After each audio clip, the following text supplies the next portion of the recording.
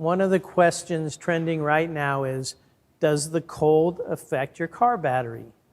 Welcome to Mercie J Auto Care, where compassion and craftsmanship come together. I'm Rick Smith, Master Certified Technician. Well, the first disclaimer would be that here in Phoenix, Arizona, I don't necessarily know that we know what cold is. But there's a couple of things that can happen. Inside your battery, if it's a lead acid battery, it has a liquid called electrolyte.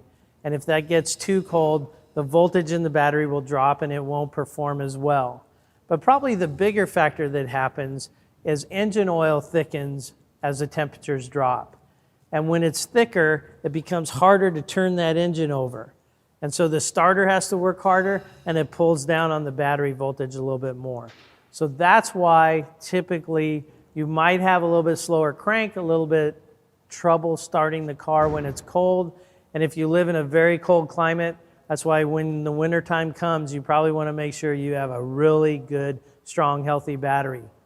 Here where we live, you can probably get away with it because our overnight lows are higher than most of the rest of the country's high for the day. So I hope this has been informational for you. And until next time, safe travels and blessings to you.